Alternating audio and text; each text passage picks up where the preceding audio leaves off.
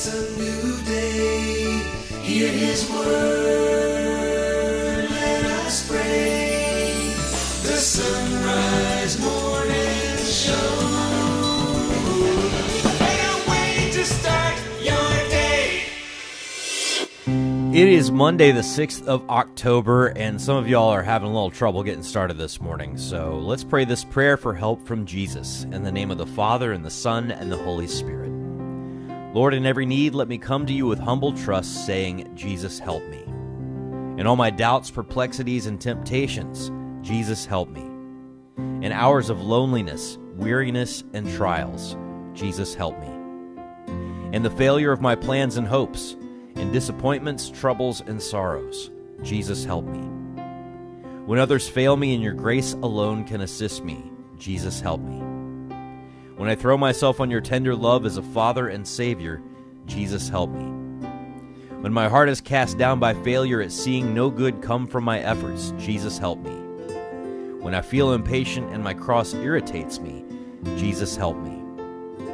Always in spite of weakness, falls, and shortcomings of every kind, Jesus, help me and never forsake me. Amen. It's a better way to start a Monday, the Sunrise Morning Show on EWTN. We're a production of Sacred Heart Radio out of Cincinnati, but we come to you in one of the many gazillion affiliates of the EWTN family, perhaps on apps or streaming services or satellite radio. By the way, every time I use that prayer, somebody asks me for the text of it, and you can find it in the show notes today at sunrisemorningshow.com. I'm Matt Swaim. Anna Mitchell has news. Paul Lockman at the controls, and up this hour, we'll start things off with a look at this week in Catholic history right after Anna Mitchell's news here in a moment. We'll also talk to Father Carter Griffin with more thoughts on raising holy families. And then Father John Gavin's been doing a series with us on Christian maturity and what the Church Fathers had to say about it. We'll also wrap up a discussion we've been having with Derek Roddy on the wisdom of Fulton Sheen for a crazy world that is gone insane. Right now it is 2 minutes past. Here's Anna Mitchell with news. Good morning. Secretary of State Marco Rubio says speed is paramount when it comes to a deal to end the war in the Holy Land. Appearing on ABC's This Week, Rubio said this is not something that can continue to drag out. His comments come as President Trump is sending special envoys to the Middle East to try to seal his hostage release deal. Both Israel and Hamas have indicated support for the proposal, but with conditions that still need to be negotiated. During his Angelus address yesterday, Pope Leo called on world leaders to commit to a peace deal in Gaza. From Vatican Radio, Joseph Tulloch reports. In queste ultime ore, nella drammatica situazione del Medio Oriente, si stanno compiendo alcuni... Pope Leo XIV called on world leaders to commit themselves to the ongoing Israel-Hamas peace negotiations, which he said have recently shown significant steps forward. The Pope expressed his hope that the deal would be finalized as soon as possible and urged his listeners to remain united in prayer for a just and lasting peace. Continua ad essere addolorato per l'immane sofferenza patita dal popolo palestinese a Gaza. In his remarks delivered at the close of Mass in St. Peter's Square, the Pope said he continued to be saddened by the immense suffering of Palestinians in Gaza, and he also greeted a group of pilgrims from Bethlehem present in St. Peter's Square. Finally, Pope Leo also voiced his concern over what he called a rise of anti-Semitic hatred in the world, mentioning in particular Thursday's attack on a synagogue in Manchester, England.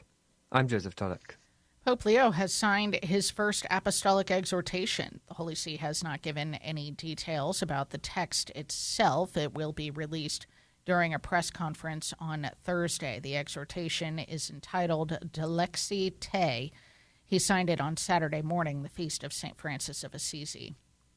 The Supreme Court will hear some controversial cases in the new term, which begins today. On the docket will be cases involving the use of race and congressional redistricting, so-called conversion therapy for minors, and state laws banning transgender athletes in girls' sports. The High Court will also hear cases involving the Trump administration, including on the legality of President Trump's global tariffs and on whether Trump can fire Democratic-appointed officials without cause. Meanwhile, a New Jersey man is facing charges after police say he was found with some suspicious items outside St. Matthew's Cathedral in the nation's capital. D.C. police were assigned to the cathedral early yesterday for the Red Mass just ahead of the opening of the Supreme Court's annual term. Officers found the suspect, who had been previously banned from the cathedral, setting up a tent outside. He was arrested when he refused to leave, with officers saying they found him with possible explosives, which could have been fireworks, and other vials of liquid. A federal judge has blocked the Trump administration from sending members of the Federalized National Guard to the streets of Portland, Oregon. Mark Mayfield reports. U.S. District Judge Karen Immergut granted the motion for a temporary restraining order filed by the state of California on Sunday night. The motion sought the deployment of up to 300 members of the California National Guard to Portland. California Governor Gavin Newsom said on Sunday he would sue the Trump administration after it federalized 300 California National Guard troops and deployed them to Oregon. I'm Mark Mayfield. And the MLB playoffs continued with a couple of Game 2s in the ALDS yesterday. The Blue Jays blew out the Yankees 13-7 for their second straight victory in Toronto, and the Mariners evened their best-of-5 series against the Tigers with a 3-2 win in Seattle. The ALDS will shift to Detroit and New York, respectively, for Game 3 on Tuesday. The postseason continues today, with the Phillies hosting the Dodgers and the Brewers hosting the Cubs in Game 2 of the NLDS. Los Angeles and Milwaukee are leading the NL Series 1-0.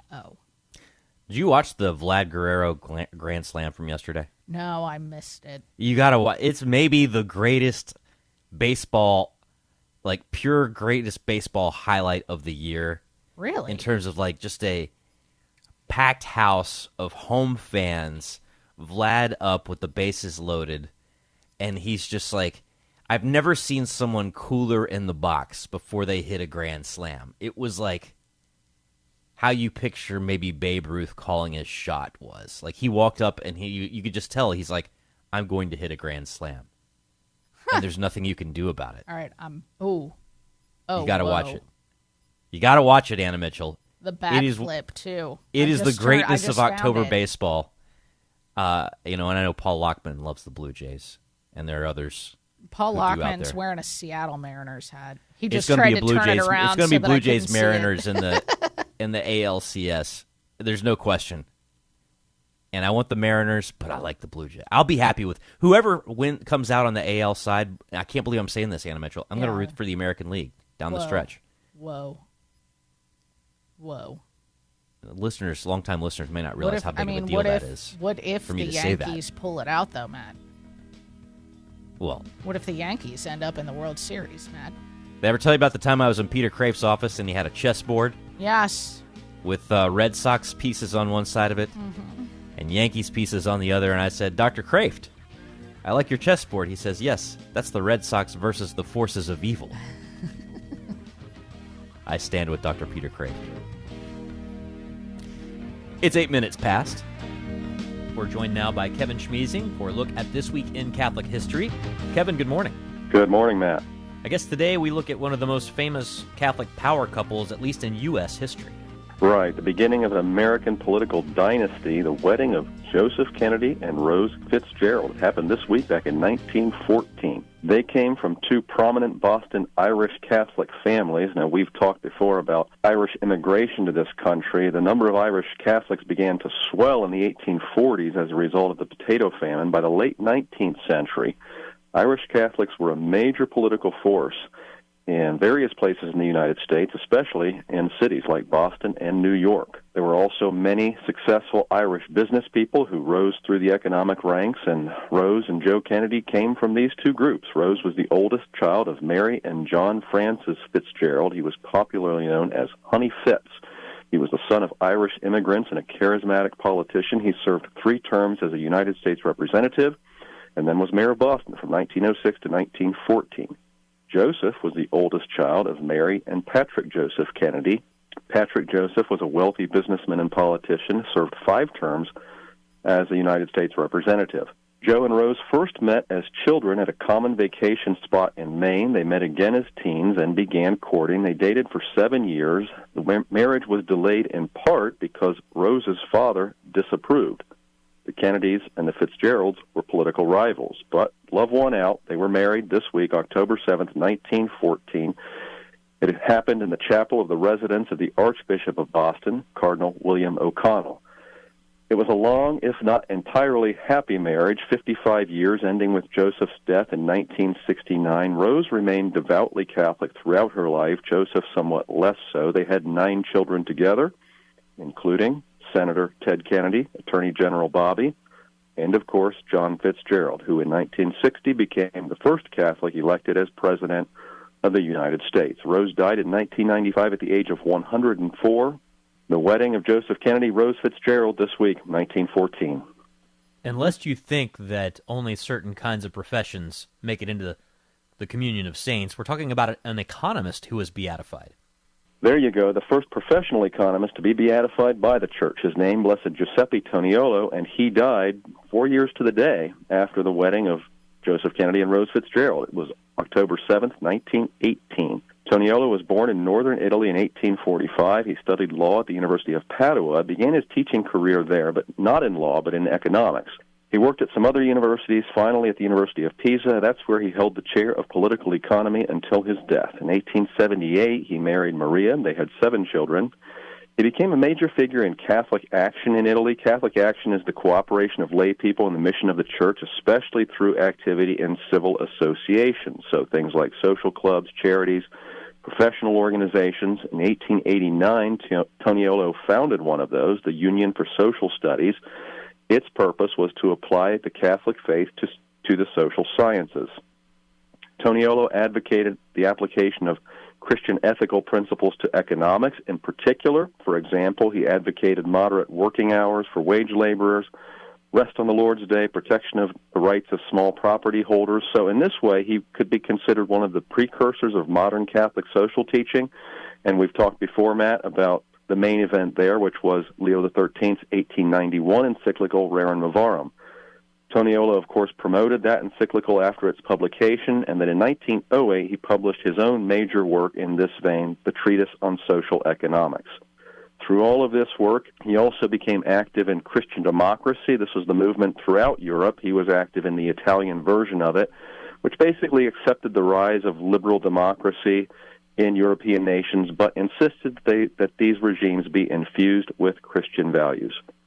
He was a daily prayer of the Rosary, and he died on the Feast of the Holy Rosary this week, October 7th, 1918. He was beatified in 2012. Blessed Giuseppe Toniolo.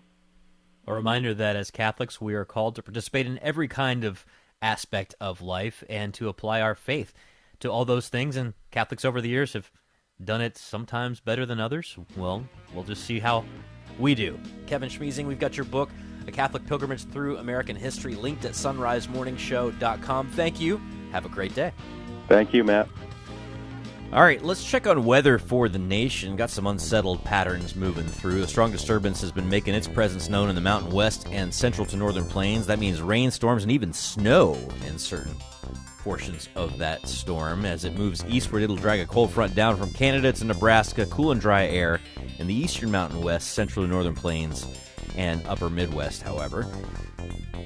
Look at some rain and high-terrain snow showers along the eastern Rocky Mountain ranges and high plains of Wyoming, Colorado, Nebraska, and southwestern South Dakota. That'll move eastward during the day, drying out the high plains with a few rain and snow showers along the peaks in Colorado.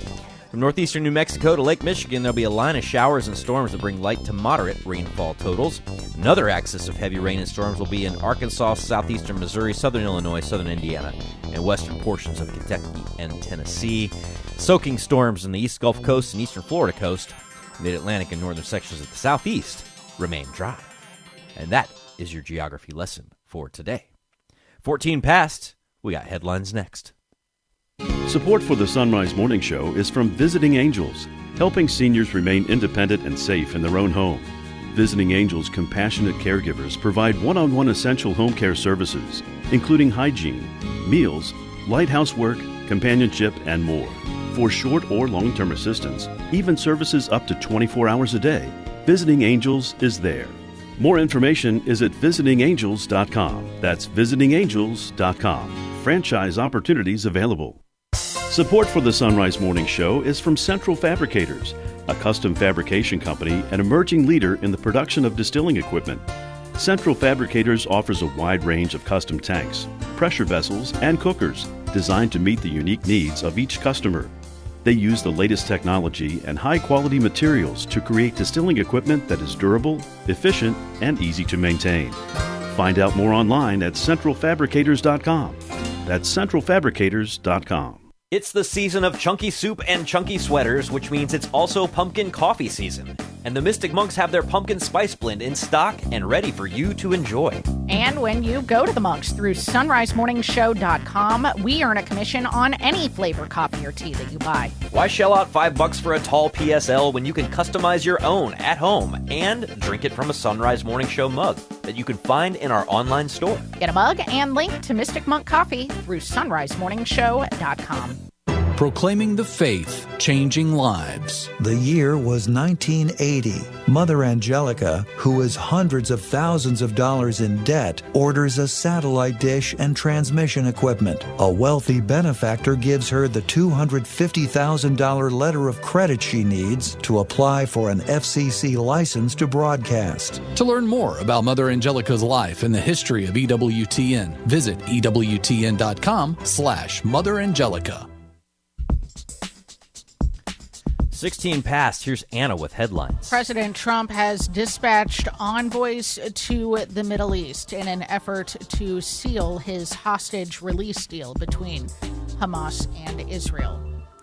During his Angelus address yesterday, Pope Leo called on world leaders to commit to a peace deal in Gaza. And the Holy Father on Saturday signed his first apostolic exhortation as Pope. News at the top and bottom of each hour every weekday morning here on the Sunrise Morning Show. We will we'll be reading that, won't we? Yes, indeed. So Delexi Te, which I believe, of course, we had Delexit Nos. Yeah, that was the one Pope Francis wrote on the Sacred Heart. Right, called He Loved Us. So Delexi Te is I Loved You. All right. Anna Mitchell, I over the weekend rewatched a movie that I hadn't watched in a very long time because I've been kind of watching some classic 80s films, and I rewatched Planes, Trains, and Automobiles. Oh. And, of course, in it, you've got Steve Martin and John Candy. It's sort of like a buddy cop movie, except neither of them are cops. They get stranded. They're trying to go from place to place. At one point, there is this moment where the car wrecks, it catches on fire, they decide to let it cool down, and they drive it to the nearest hotel. And then they finally break down and begin to laugh about their predicament. And John Candy, laughing, says, "I feel like a big whopper. Turn me over. I'm done on this side." Oh, and of course, I was like, St. Lawrence. I was like, yeah, Neat. I know who else said that. It wasn't just Del Griffith, Well, right? St. Lawrence of Rome said this. St. Lawrence, patron saint of comedians. It fits. All right. Interestingly enough, it reminded me of something else that happened in a John Candy film, in the movie Uncle Buck, where you have Uncle Buck, played by John Candy, and he orders a clown to the house, and the clown comes up, and the clown has, obviously had a little bit to drink. And John Candy calls him on it, and the clown says to John Candy, "What are you, Mother Cabrini? You never touch the stuff?" And I was like, oh, now hang on. This is a little bit odd. Interesting. But then it reminded me of another John Candy clip, and I don't even remember what movie this is from because he was in so many movies in the 80s. But they're starting some kind of a road trip, and John Candy hollers to the family in the car, "Our Lady of Victory, pray for us." Oh, that's so at any rate, I don't know if there's any other pieces in the John Candy archive of him making weird sort of like low-key Catholic Easter eggy references. Was John Candy Catholic? Oh, yeah. Oh, I didn't know that. Oh, yeah, 100%. These are probably off-the-cuff things that just sort of made it in. Might have just come back out of him. He went to Catholic schools, and I didn't know that. Huh.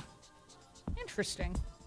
I had no idea that there were this many John Candy Catholic references embedded in various 80s films until I have to watch every John Candy movie there is. Well, here's the thing. I'm pretty sure that whenever I saw Planes, Trains, and Automobiles the first time, I was not Catholic. So the idea of turn me over, I'm done on this side after a person was basically being grilled by a car.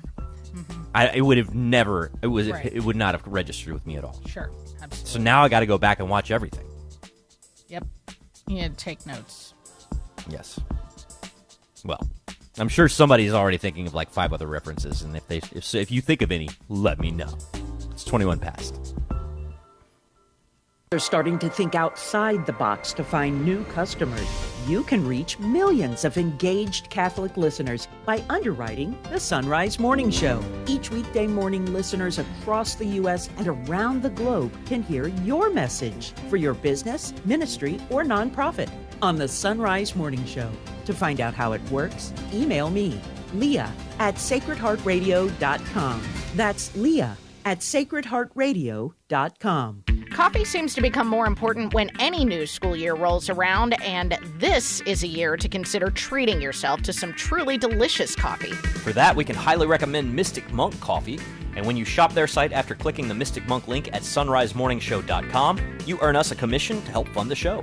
You can also treat yourself to a new Sunrise Morning Show mug or travel mug in our online store. Get a mug and link to Mystic Monk Coffee through sunrisemorningshow.com. That's sunrisemorningshow.com. This is Every Day with St. Francis de Sales. The Holy Spirit gives us his advice through the words of the Prince of the Apostles. Take great care to use your time well, and make sure of your vocation through good works. This warning must make us live in great fear and humility in whatever state we find ourselves. But at the same time, we must raise our heart to the divine goodness, invoking his grace and his help, and keeping our affection fixed on him by means of frequent and fervent ejaculations. Whatever the world considers wonderful is nothing but an illusion, a fantasy, or a lie. For Sacred Heart Radio, this is Father Chris Armstrong.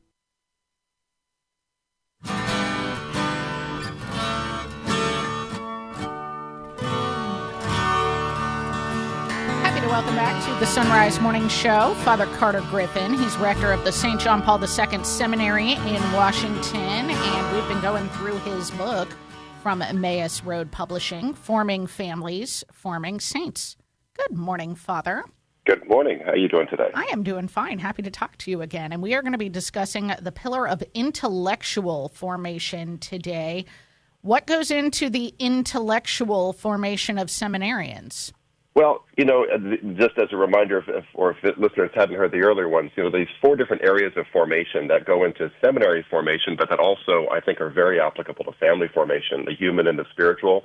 We've talked about today intellectual, and then the other would be the apostolic, or how to go out and preach the gospel or bring the gospel to others. So the intellectual is one where it's the one that sounds the most boring. It's like sort of the kind of it sounds like school, But in fact, it's much richer than that. School is a part of it. Academics are a part of it.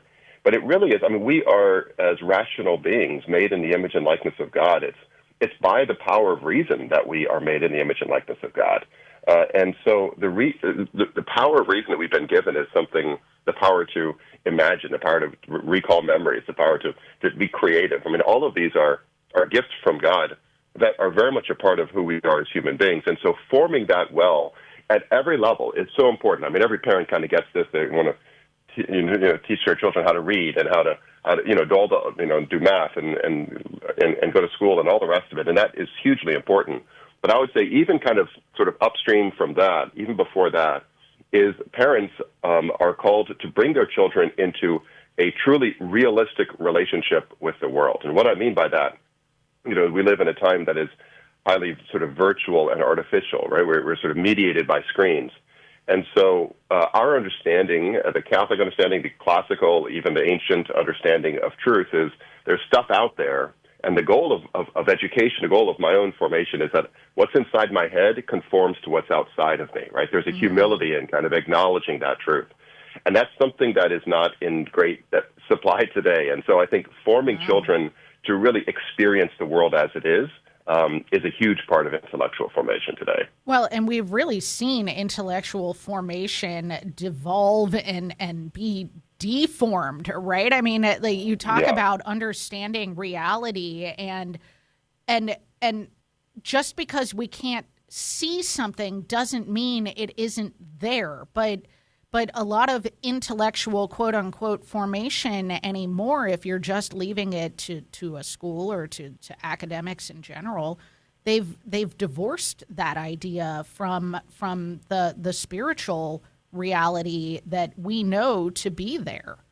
And the irony, I couldn't agree more, but the irony is that it's not only the spiritual realities, which of course has been going on for decades, that the schools are not forming in, but it's even the natural realities, like even this kind of experience of reality itself, and kind of the capacity of imagining that we can fashion ourselves from nothing, and imagining that there's an unreality. I was just reading an article this morning about some of these new AI-generated videos that are really hard to tell from the real thing. The kind of the call today at families, I think, is to give children this opportunity to be deeply in touch with not just two-dimensional reality, but three-dimensional reality, out in nature, touching things, away from phones and social media. And that, I think, is a huge part of intellectual formation, as is good education, as is, of course, faith formation, what you were getting at, hugely important, apologetics formation, and all these things. But I think in some ways it's kind of the experience of three-dimensional reality and beauty, where parents are going to be able to give children this tremendous kind of advantage over those who haven't, unfortunately, received that kind of formation in the formation of their minds and their intellectual formation. Yeah, and I want to get back to that point about beauty here in a second, but I want to read this quote that you start off this chapter on intellectual formation with an incredible quote from Pope Benedict XVI to Catholic educators in Washington, D.C. He said, "The profound responsibility to lead the young to truth is nothing less than an act of love. Indeed, the dignity of education lies in fostering the true perfection and happiness of those to be educated. It strives to articulate the relationship between faith and all aspects of family and civic life. Once their passion for the fullness and unity of truth has been awakened, young people will surely relish the discovery that the question of what they can know opens up the vast adventure of what they ought to do." Now, with that in mind, Father, tell us a little more about the aspects of intellectual formation that you decided to highlight in the book. Well, one we've been talking about it a little bit, which is humility, getting in touch with reality, realizing that we don't impose ourselves on reality, but reality imposes itself upon us. Is a huge part of it. Faith itself is an intellectual virtue. And some people have asked why I didn't put faith within the area of spiritual formation, and obviously it could have been.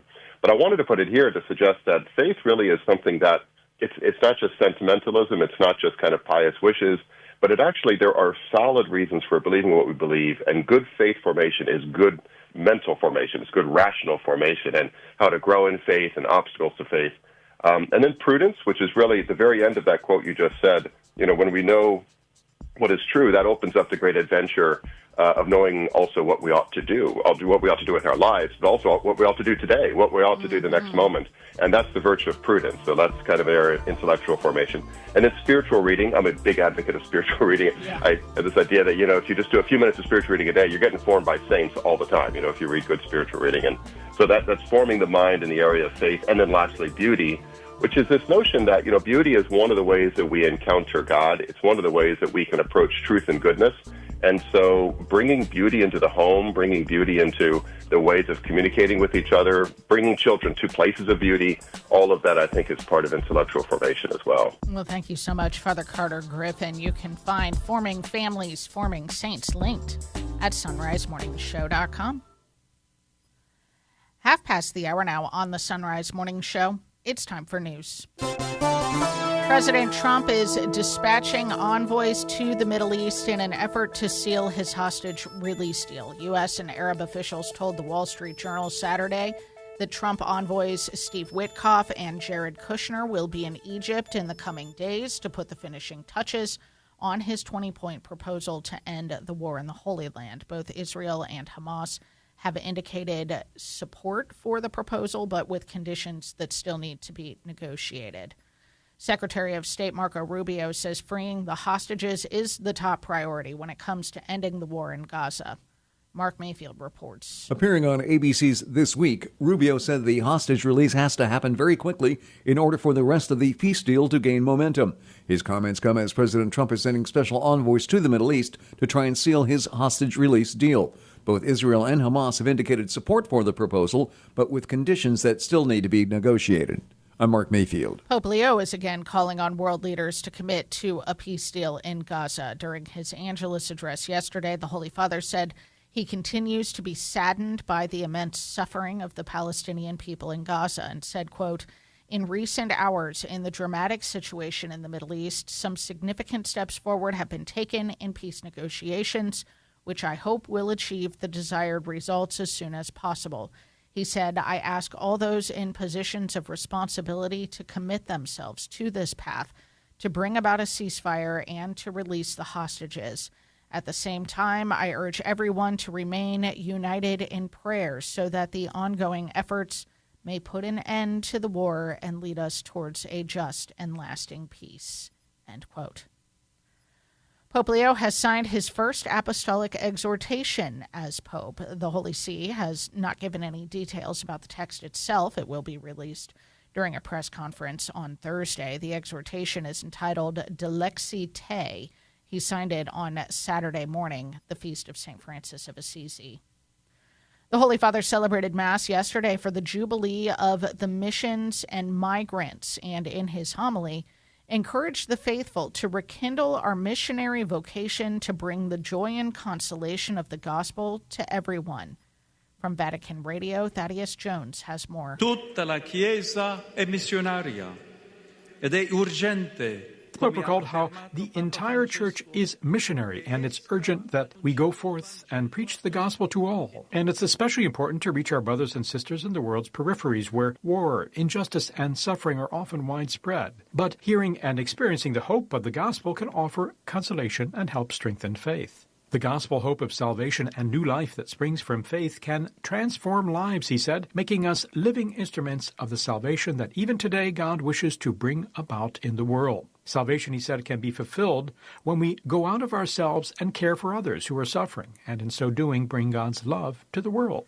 Pope Leo went on to say how a new missionary age is upon us, as the frontiers are no longer necessarily tied to geography or departing for distant lands, because poverty, suffering, and the desire for a greater hope have made their way to us. He said we see this in the reality of our migrant brothers and sisters and the tragedy of their fleeing violence, suffering, and fear of not succeeding in perilous sea journeys, and their cry of sorrow and desperation. Pope stressed, brothers and sisters, those boats which hope to catch sight of a safe port, and those eyes filled with anguish and hope seeking to reach the shore, cannot and must not find the coldness of indifference or the stigma of discrimination. The Pope also pointed out how mission is also about remaining, proclaiming and manifesting Christ through hospitality and welcome, compassion, and solidarity, welcoming them as brothers and sisters and being for them a presence of consolation and hope. The Pope concluded by describing two necessary tasks: promoting a renewed missionary cooperation among the churches and appreciating the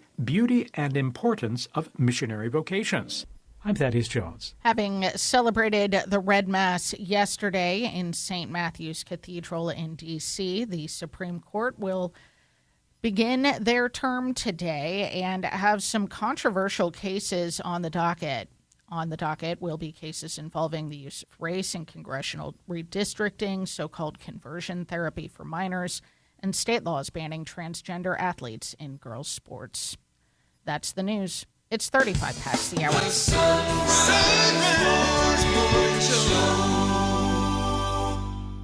Now that it's back to school time, are you needing a little more of a pick-me-up to get back into an earlier routine? Look no further than the Mystic Monks of Wyoming for the coffee blends and teas you need to perk you up each morning. And when you click the Mystic Monk link at sunrisemorningshow.com before you shop, a portion of your purchase price is given to us as a commission. And while you're at our site, pick up a Sunrise Morning Show mug in our online store for just $10. Get some great coffee in a great mug, all the while supporting the Sunrise Morning Show by going first to sunrisemorningshow.com. Business owners are starting to think outside the box to find new customers. You can reach millions of engaged Catholic listeners by underwriting the Sunrise Morning Show. Each weekday morning, listeners across the U.S. and around the globe can hear your message for your business, ministry, or nonprofit on the Sunrise Morning Show. To find out how it works, email me, Leah at sacredheartradio.com. That's Leah at sacredheartradio.com. A meditation and reflection of St. John Vianney. The Christian's treasure is not on earth, but in heaven. Our thoughts, then, ought to be directed to where our treasure is.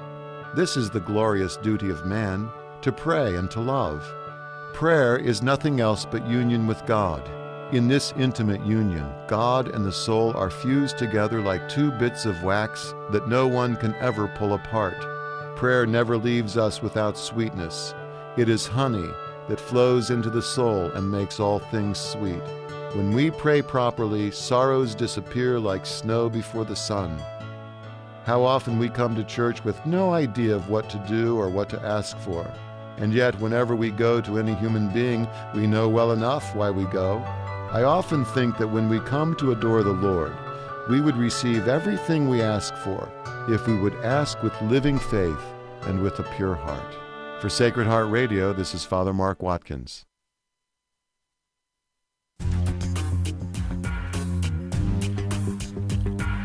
The Sunrise Morning Show continues. It's been fun to go through this new book from Father John Gavin called Growing into God, the Fathers of the Church on Christian Maturity. Father Gavin, good morning. Good morning. So today we're going to talk about the virtues of St. Gregory of Nyssa. Remind us just a little bit of who St. Gregory was. So St. Gregory of Nyssa was a bishop in the 4th century, and he was one of the great Cappadocian fathers, who included St. Basil and St. Gregory of Nazianzus, and was actually comes from a family of remarkable saints that included his brother St. Basil, and one of the great theologians, and I think even we can say one of the great mystics of the Church. All right, so as we talk about what he has to say about virtues, in some ways, there's this really interesting passage in the Catechism I was looking at yesterday as we were going through the section on Jesus with our OCIA class, and it's going through the reasons that the Word became flesh, and one of them was to give us a model of holiness to imitate. And it seems to me like this is part of what Gregory sees as the essence of virtue is to imitate God. Yes, exactly. He inherits two different concepts of virtue from the ancient world, and it's just worth highlighting those just briefly, that on the one hand we have Aristotle's understanding that a virtue is a habit which makes a man good and which makes him do his own work well. So they're qualities that perfect us as human beings, our human nature. But then he also inherits this idea from the philosopher Plato that the virtues help us to become like God to the degree that it is possible, that in a way the virtues reflect divine qualities. So for Gregory, in his understanding of the virtues, when God becomes human, Jesus, what we see in Jesus, therefore, is these divine qualities, the virtues, but in such a way that they become imitable. That is, we can imitate them by following Christ, by coming to know him. So he is the essence of the virtues, as another church father, Maximus the Confessor, says, that we can enter into this imitatio Christi, this imitation of Christ, growing both in our humanity, but also growing in the likeness of God. Well, someone might be listening to us and perhaps has recently read Genesis 3, the chapter on the fall, and might be saying, hold the fort. I thought that Satan's big thing that he got to throw out to Adam and Eve to make them sin was to tell them if they ate from the tree in the middle of the garden, they would be like God. I thought the desire to be like God was what Adam and Eve got in trouble for. So how do we distinguish this? Well, we have to remember, I think we were talking recently about this, that we also heard in Genesis that we were created in the image and likeness of God, and how the fathers, in their interpretation of that, say that we have been created in the image of God, but we are to grow into the likeness of God. And that, first and foremost, must happen through grace, divine gift. And then, in turn, the exercise of our freedom in growing in the virtues and the following of Christ. So what happened in the fall is Adam and Eve want to grow into the likeness of God, but God as defined by themselves. They refuse the divine gift of grace, effectively, and in turn take on qualities that are obviously opposed to the virtues, what we call vices, that dehumanize them, that take them away from the divine likeness. So that's the big distinction there. Satan is a liar, as always. Well, and he lies best when he makes it sound so close to the truth, but then twists it. Right. This is where the most deceitful deceptions come through the strongest. But the other thing too is interesting here, where we look at this concept of deification, divinization, right, theosis, being like God, that we do need to imitate him, use our human efforts to a certain extent. But how do we understand that relationship between our action and desire and efforts to imitate God and the divine action within us that gives us the strength to do so? Well, we have to understand that it is always God's gift and God's initiative that brings us into his life. It's all his gift, and that is Adam and Eve's great problem. They want to do this by their own means, by their own definition. So, in fact, we're always being formed by God's love and God's grace. And that's why we're especially looking at the sacraments and the gifts that we receive in baptism and the Eucharist. But therefore, understanding our growth in virtue must always bring us back to God's divine aid. We exercise our freedom, but we have to recognize that our freedom is limited and also greatly weakened by the fall. We therefore always have to come back to the source of divine grace. Well, this might be cheating ahead a little bit to our next conversation, but someone might also be saying to themselves, be like God. God is infinite. I am not. So how in the world can I be, to what degree can I be like God? Like, where does that, where do I hit a certain wall, right, in that pursuit? Mm-hmm. Well, the fact of the matter is, of course, we can't become God, and God is infinite, and that is something that Gregory of Nyssa recognizes. In fact, he says that though we grow in the divine likeness, it's not something that we can ever exhaust, that God is ever gifting us more. This is what we look at when we are fully in union with God in the next life, that we're constantly growing into this likeness, being brought ever deeper into his life. I'm teaching a course on C.S. Lewis right now, and remember in the Chronicles of Narnia, in the last battle at the end, when they enter into Aslan's country, they're ever upward and ever in. They're ever moving into Aslan's country. I think Lewis picks up on this idea of Gregory of Nyssa, that we can't exhaust the depths of God, and therefore the tremendous gift is growing ever more into his love.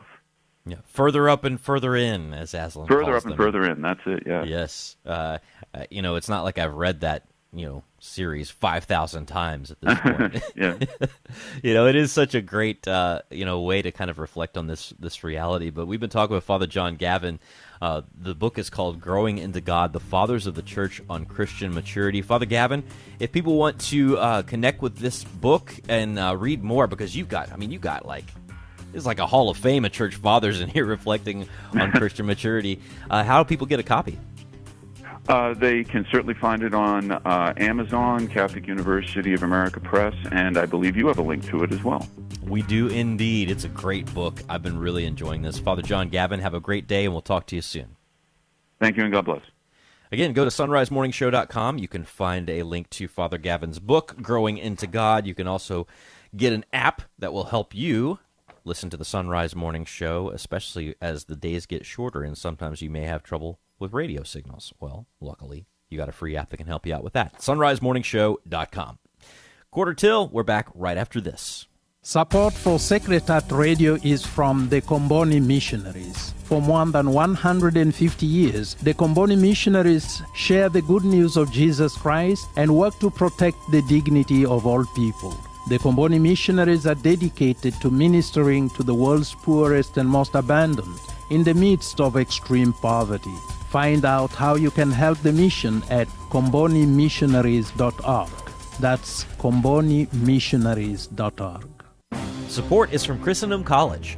Catholic schools need leaders who understand their mission. Christendom College's Center for Educational Philosophy and Leadership offers Master of Education and Doctor of Education degrees online that equip educators to lead with confidence, clarity, and an uncompromising commitment to the faith. If you're called to shape the future of Catholic education, the tools to succeed are at Christendom College. Christendom.edu/education. That's Christendom.edu/education. We know a lot of you love anything pumpkin-flavored, and others, well, not so much. But the Mystic Monks of Wyoming are taking care of both of you with their coffee. That's right. Their seasonal favorite pumpkin spice blend is available, along with other normal flavors. And when you purchase them after clicking the Mystic Monk link at sunrisemorningshow.com, you earn us a commission. While you're at our site, pick up a Sunrise Morning Show mug in our online store. Get a mug and link to Mystic Monk Coffee at sunrisemorningshow.com. This is Father Ed Sovia. Why do we need to go to confession? It's because confession is that opportunity for the forgiveness of sins. All of us have to deal with sin, but confession is an opportunity for us to come to the forgiveness of sins as we acknowledge our sins and ask for God's mercy and help. May we always be a people who recognize that confession brings us to the heart of our loving God.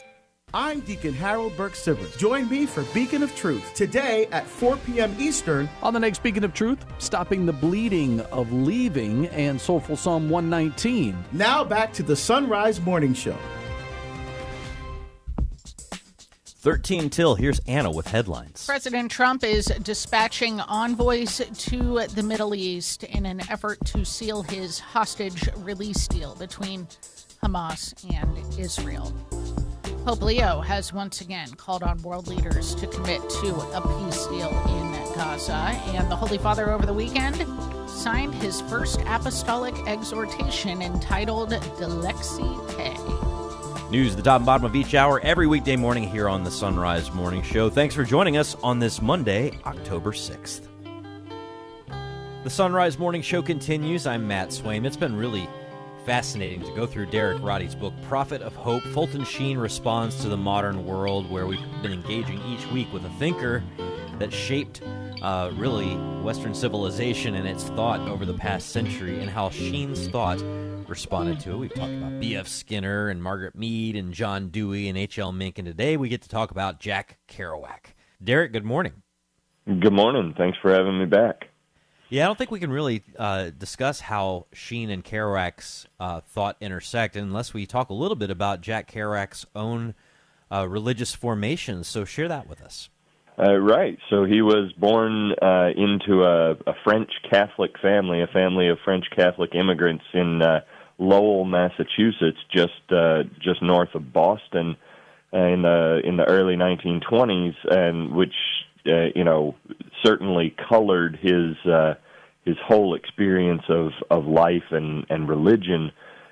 He was baptized within a week of his birth, and the whole town seemed to be Catholic. So it was just part of who he was and what he would experience. And of course, you and I have heard so many people over the years who have been born in an environment like that or baptized into an environment like that just say, well, I just took it for granted. I never bothered to think about it. And that seems to be at least part of what Jack Kerouac experienced. He was in the water so much that he wanted to get out of the water.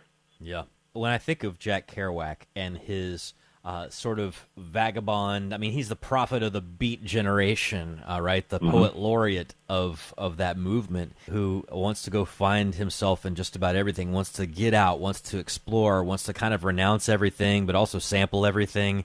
It's like if you took a St. Francis and like wrung all the Christian hope out of him, or if you took a St. Augustine and like never let him have that massive epiphany.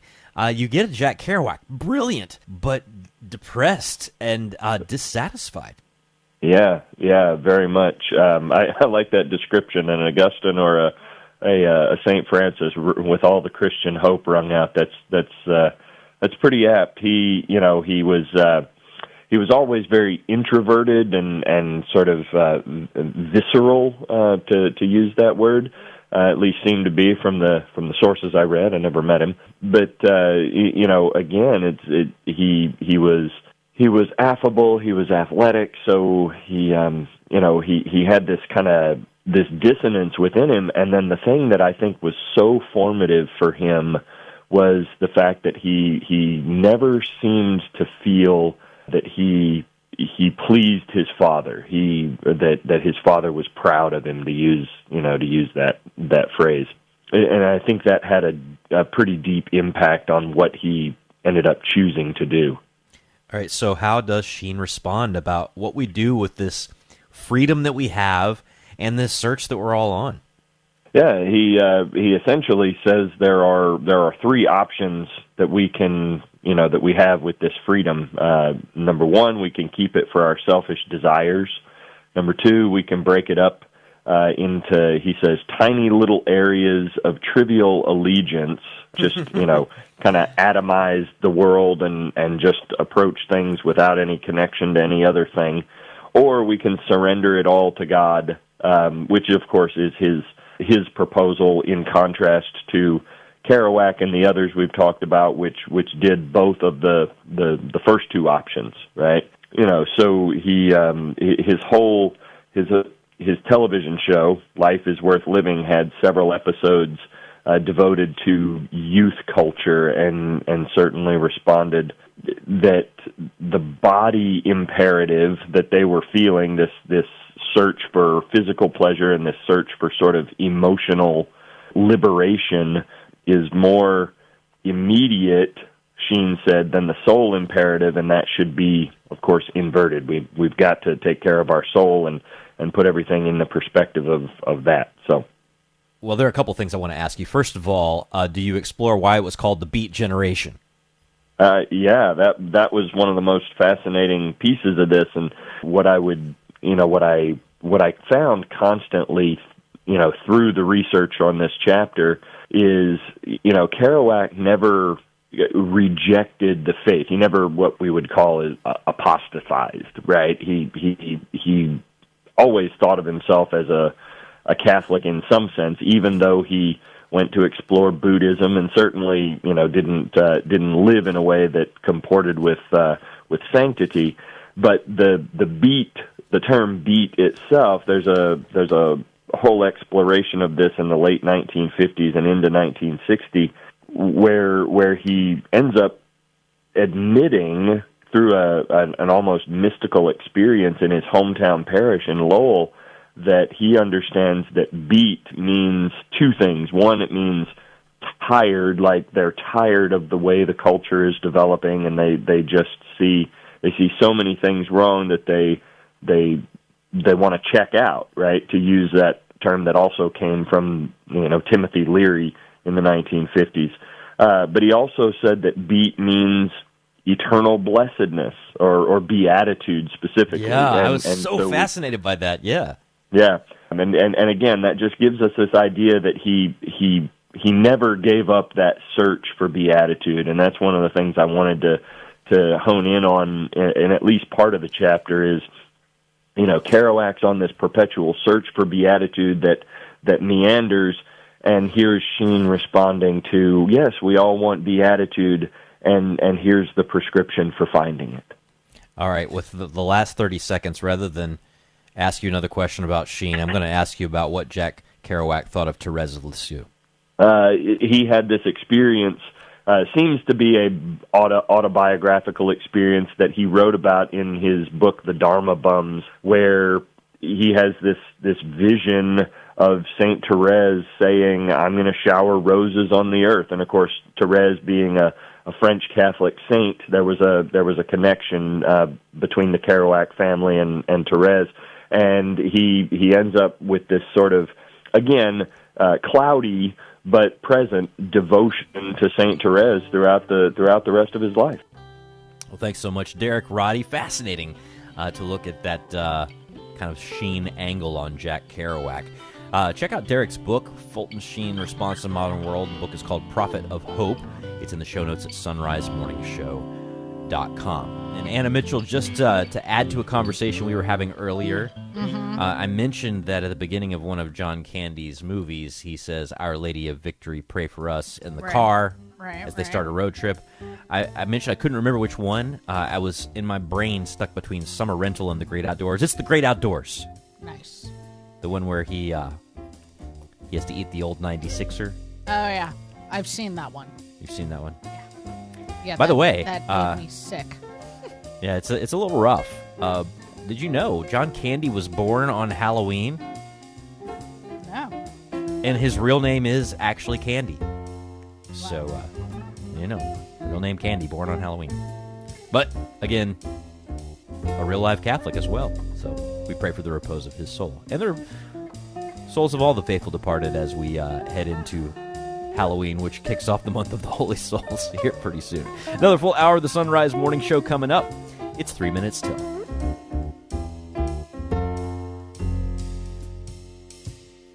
Cast and more at Sacred Heart Radio. Arise, it's a new day. Hear His word. Let us pray. The Sunrise Morning Show.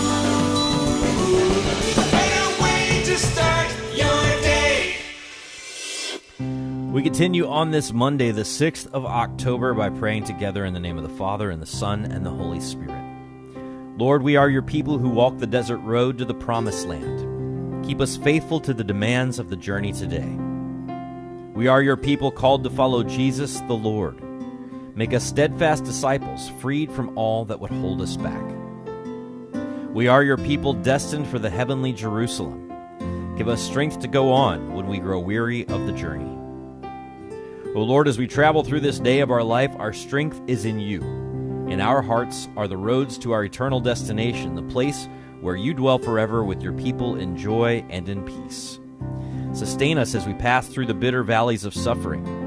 Shield us as dangers threaten. Let us rejoice in the springs of living water that refresh us on our way, and keep us faithful until journey's end. Through Christ our Lord. Amen.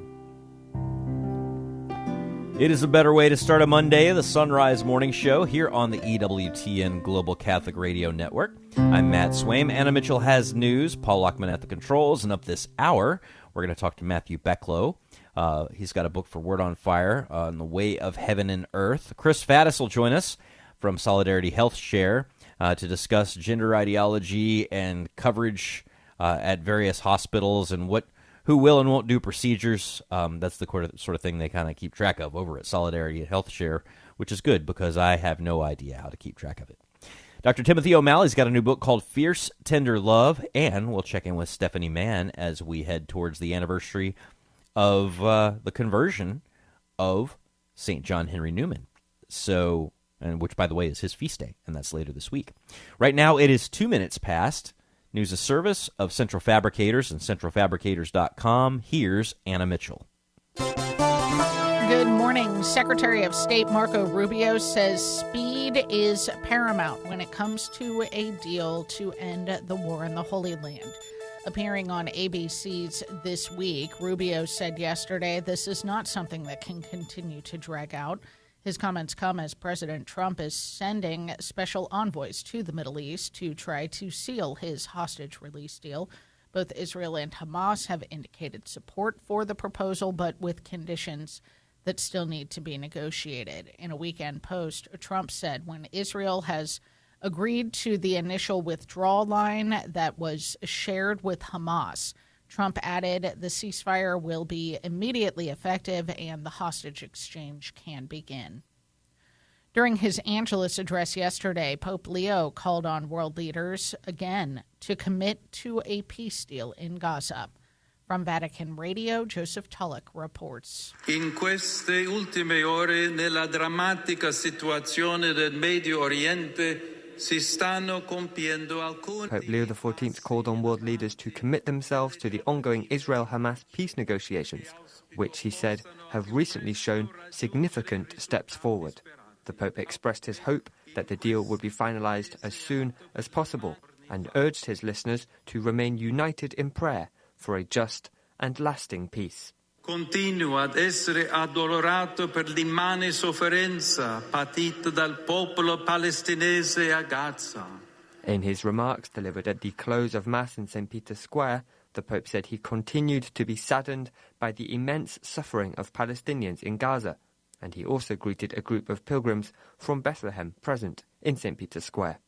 Finally, Pope Leo also voiced his concern over what he called a rise of anti-Semitic hatred in the world, mentioning in particular Thursday's attack on a synagogue in Manchester, England. I'm Joseph Tulloch. Pope Leo has signed his first apostolic exhortation. The Holy See has not given any details about the text itself, which will be released during a press conference on Thursday, except for the title. The exhortation is entitled Dilexi Te. He signed it Saturday morning, the feast of St. Francis of Assisi. Having celebrated the Red Mass yesterday at St. Matthew's Cathedral, the Supreme Court begins its new term today and has some controversial cases on the docket, including a case involving the use of race in congressional redistricting, as well as so-called conversion therapy for minors and state laws banning athletes identifying as transgender in girls' sports. The High Court will also hear cases involving the Trump administration, including on the legality of President Trump's global tariffs. A New Jersey man is facing charges after police say he was found with some suspicious items outside St. Matthew's Cathedral in D.C. yesterday. D.C. police were assigned to the cathedral early yesterday for the high-profile Red Mass, which is held to mark the start of the Supreme Court's annual term. Officers found the suspect, who had been previously banned from the cathedral, setting up a tent outside. He was arrested when he refused to leave, with officers saying they found him with possible explosives, which could have been fireworks, and vials of liquid. A federal judge has blocked the Trump administration from sending members of the federalized National Guard to the streets of Portland, Oregon. Mark Mayfield reports. U.S. District Judge Karen Immergut granted the motion for a temporary restraining order filed by the state of California on Sunday night. The motion sought the deployment of up to 300 members of the California National Guard to Portland. California Governor Gavin Newsom said on Sunday he would sue the Trump administration after it federalized 300 California National Guard troops and deployed them to Oregon. I'm Mark Mayfield. And the MLB playoffs continued yesterday. A couple of game twos on the AL side of the docket. The Blue Jays blew out the Yankees 13-7 for their second straight victory in Toronto. And the Mariners evened their best-of-5 series against the Tigers with a 3-2 win in Seattle. The ALDS will switch to Detroit and New York for Game 3 starting tomorrow. The postseason continues today with the National League, the Phillies hosting the Dodgers and the Brewers hosting the Cubs in Game 2 of the NL Division Series. Los Angeles and Milwaukee are each leading their series 1-0. Exciting baseball. Phillies Meanwhile, and Dodgers, Brewers, and disastrous Cubs. Football yesterday. Football has been rough to watch this year. Well, especially as a Bengals fan. Well, at least we're not Arizona Cardinals fans. Those poor fans. Mm-hmm. That was an epic meltdown yesterday. Wait, who is the team? I saw a ridiculous stat. Jets. The Jets. They are the first team. I couldn't believe that. This is like a Paul Lockman stat. A statistic of the day. Paul Lockman throws out these stats at me, and I'm like, what is this? I think it was the Jets. They're the first team to go 0-5 without giving up the ball, like without turning the ball over. Well, then. And I'm like, what kind of a stat is that? Like, it's been bad weird, enough to go 0-5. Like, why do you... a weird NFL season. I'm just going to say it. I haven't really watched much NFL, but the clips I've seen, I'm like, this is a weird season. The Bengals game yesterday was painful. Yeah, well, all Bengals games for 2025 are going to be painful. Hate to say it, Anna Mitchell. I know. But those listening on Ave Maria Radio, congratulations to you and your Lions. You Yeah, bit off man. our kneecaps. Yeah. For real. Actually, we could have bitten off yours. I think one of you guys hurdled one of our guys. Lions versus Tigers in a very yesterday. disrespectful way. That's right, Lions and Tigers. Mhm. I don't know how the Bears did. I don't either. Actually, the actual Tigers, I think, are about to get knocked out of the playoffs. So, we'll see what happens. Yeah, you never know. They're 1-1. They both have one win so far. So. Yeah, but Seattle is charmed. All right. They're charmed this year. Okay. Well, today is Monday, October the 6th. It is the feast of Saint Bruno, founder of the Carthusians. Pray for us. It's 9 past. Matthew Becklow joining us now on the Sunrise Morning Show. He's publishing director for Word on Fire and author of The Way of Heaven and Earth, From Either Or to the Catholic Both And. Matthew, welcome to the show. Hi, Annie. Good morning. Thank you for having me on. Absolutely. Thank you for joining us. So what exactly do you mean by the Catholic both and? Yeah, this is a phrase I first heard from Bishop Robert Barron from Word on Fire, and it's since become, sort of a guiding light in my intellectual and spiritual life. But the basic idea is that the church takes these principles that the world so often divides and sets in opposition to each other, and it holds them together in this greater whole, this greater harmony. Of course, the word Catholic just means according to the whole. So my book is trying to give people a framework for thinking through what is the Catholic both and, how can we apply it in sort of our day-to-day lives. Yeah, so talk about this metaphor of heaven and earth that has inspired the title and really all the ideas that you cover in the book.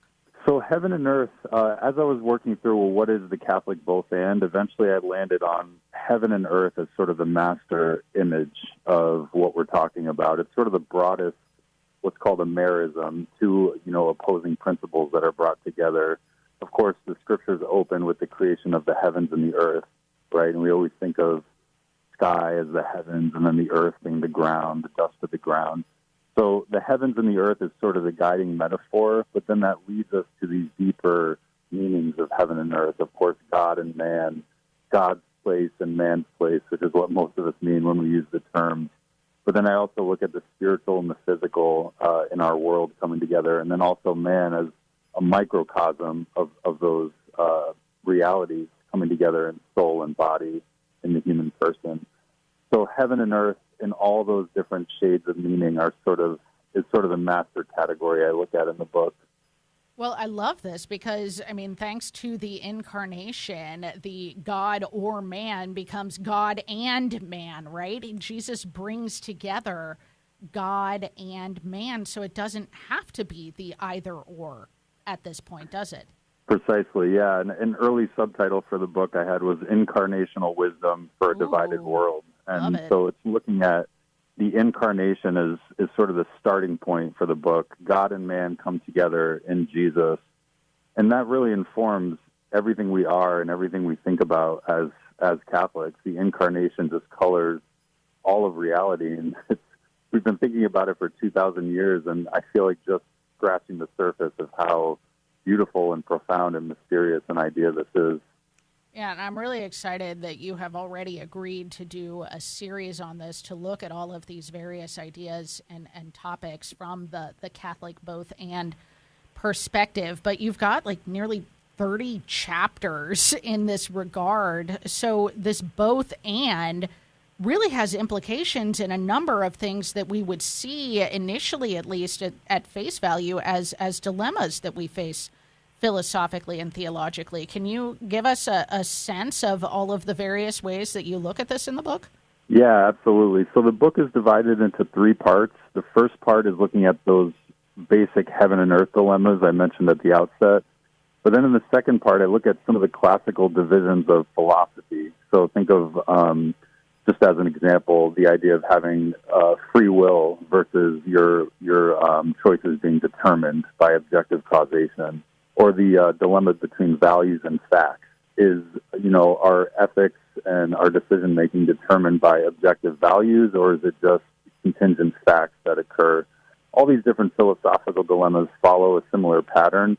But then in the third part, I'm looking at specifically Christian dilemmas. So dilemmas of theology, the history of the church. A classic one is the pull between faith or reason.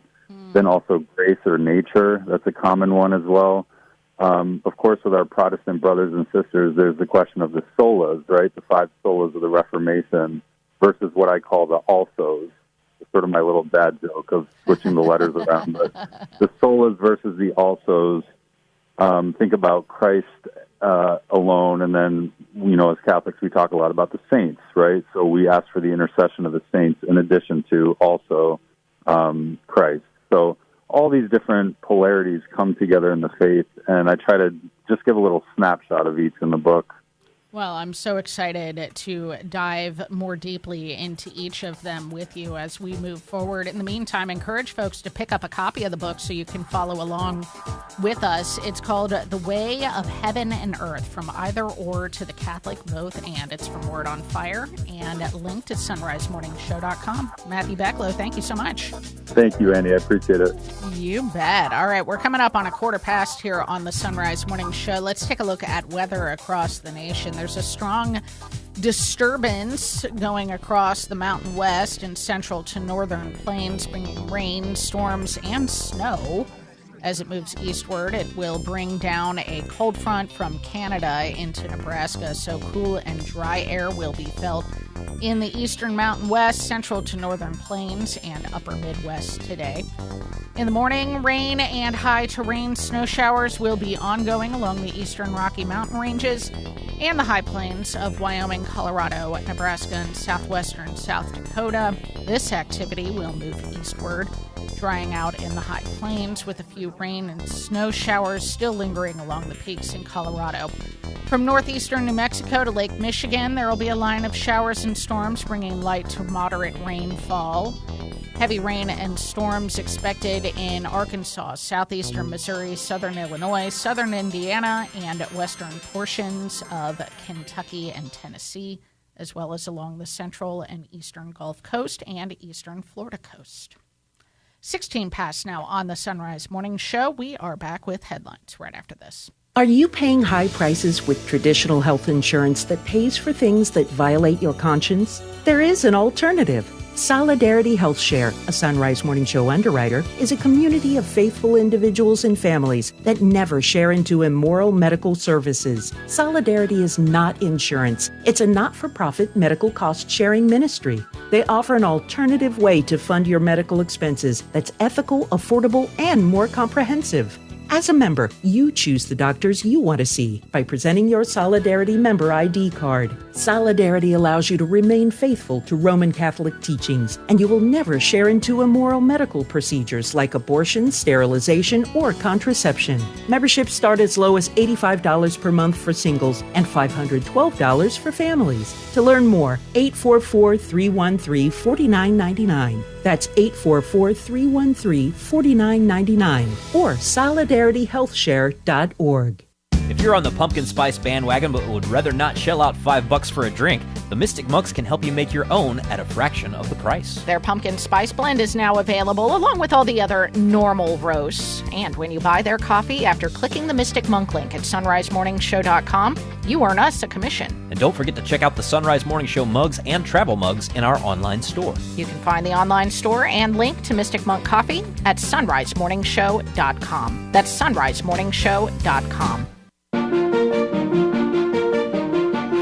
Hi, this is Mike Aquilina with a few words about the guardian angels. Jesus assured us that we all have guardian angels, and we see their work throughout the Bible in both the Old and New Testaments. They guard and guide prophets, apostles, the Holy Family, and even entire churches and nations.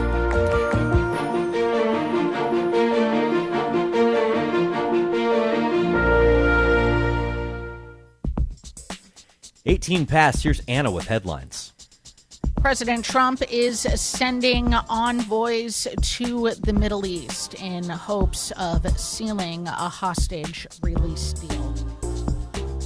Pope Leo, during his Angelus address yesterday, called on world leaders to commit to a peace deal in Gaza, and Pope Leo has signed his first apostolic exhortation. We do not know the text of it yet. That will be released on Thursday, but we do know its title, Dilexit Te. Okay. And there you have it. There you have it. October's the month of the Rosary, Anna Mitchell. And I know that if anybody wants to listen to the Rosary, because maybe they sometimes lose count, we're in their car, or whatever it happens to be, you can actually get up on the EWTN official programming schedule. There's one at 5:30 a.m. Eastern with Mother Angelica, but you also get one at the end of the day, 9:30 p.m. with Father Grishel. Now, granted, some of those affiliates out there in the EWTN Global Catholic Radio Network air those, and some of them don't, but I would say go to your local Catholic radio station website. So, for instance, if you go to sacredheartradio.com, which produces the Sunrise Morning Show, you can catch, we actually have a special vocations rosary that we recorded in our area, and there are some other things like that that many of the affiliates within the network have done, where they have the rosary recorded by people who are from your own area, the priests and deacons, and even sometimes like the religious sisters who have done rosaries. There's patriotic rosaries out there. There's pro-life rosaries out there. So definitely go to your local Catholic radio station's program schedule and see when the rosary is airing on Catholic radio in your area. Yeah, and it's a great thing to be able to have on, especially if you've got your radio on during the day at home, or you're listening to an app, or, whatever.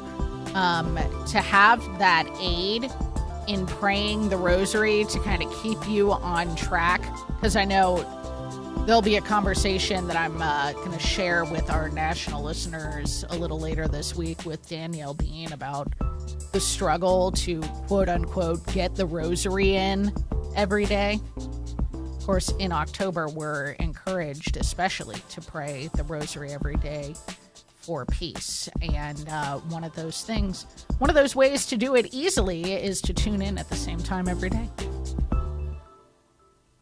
Starting to think outside the box to find new customers.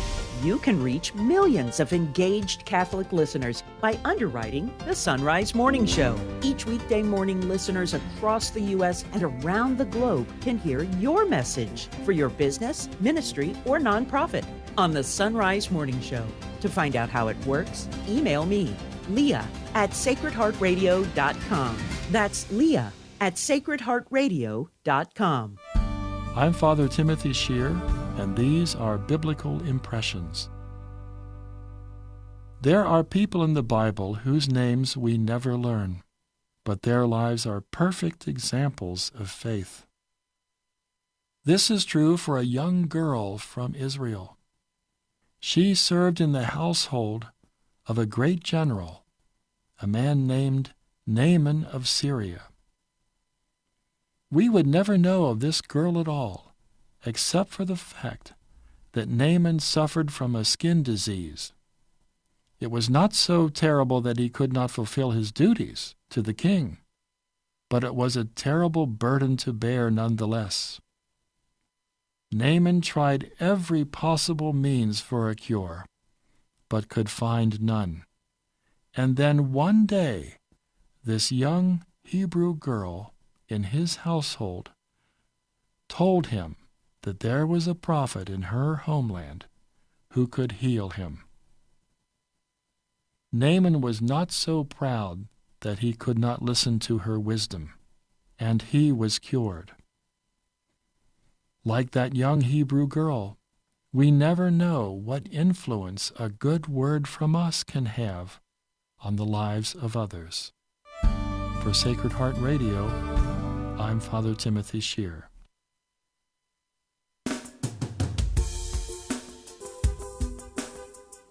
Happy to welcome back to the Sunrise Morning Show Chris Faddis from Solidarity Health Share and underwriter of the Sunrise Morning Show. Good morning, Chris. Good morning, and it's great to talk to you. It is great to have you back, and we are going to be talking about the news concerning hospitals and so-called gender-affirming care on children. What has been happening since the Trump administration came back into power and started putting out executive orders on this front? Yeah, I mean, the good news is that many hospitals have responded and are following the orders. You know, the 12 hospitals so far have announced that they already will or are going to discontinue puberty blockers, hormone therapy for minors. There's four that announced they're no longer providing transition-related surgeries. One said it discontinued gender affirming care across the board. 4 have done temporary stops of transgender care, and many of them have, kind of taken down web pages and all of that. So there's a move, definitely a movement towards this. I think this is very good. I want to remind people this isn't just political. There's actually a really well-done UK study about a year and a half ago. The United Kingdom closed all of their gender clinics because the study showed that this care was actually more detrimental to the health of these minors and later on in life than it was helpful, and that the studies that they were relying on were false, that were saying that this gender-affirming care would actually solve the mental health issues in crisis in these young people. So it's very good saying we're happy to see it. I think there's still some more that needs to be done. I think there's still some sort of holdouts or maybe kind of issues on the ideological divide where states are starting to try to thwart the president's order. But I think this is a very good sign that people are falling in line here. Yeah, let's start with the surgeries because I want to treat puberty blockers and hormone therapy separately. Mm-hmm. But these surgeries that some of these hospitals will perform on children, I mean, can we really call that health care? That's a big question. I mean, you're talking about mutilation is what some people would say, of course, right? I mean, you're talking about taking away body parts that you can never give back. You can never reverse these surgeries. And altering the makeup of this person, it does not fit the line of healthcare. I mean, if you think of any other time that we do sort of surgery, obviously if somebody has breast cancer and they have to have their breast removed and you can do reconstruction, there's facial reconstruction surgeries for different diseases. There's these things that we do because of disease, because of a problem or a disorder. And they're never the first choice, right? We never want to choose to cut off or cut out a part of a body unless it's absolutely necessary and medically needed, and follow sound science, right? So this definitely does not fit the terms of healthcare. It certainly does not fit what we would call or define as life-affirming healthcare, right? This idea that we would take into account the full dignity of the human person and how God created them, and help bring their body to order. Somebody in a gender-confused state, it needs help mentally. They need help with coping. They need help with dealing with trauma. They need help with several other things. What they don't need is traumatically inducing surgeries. And my story of my first wife having cancer, and when she had to get an ostomy put in, she had to have her colon basically brought to her stomach so she could go to the bathroom.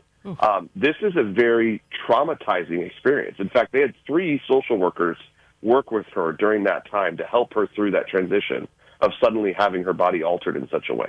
Wow. These are real issues that people deal with when they have these surgeries for life-saving measures. And we're doing this for truly an elective procedure and causing even more trauma in the same time, at the same time.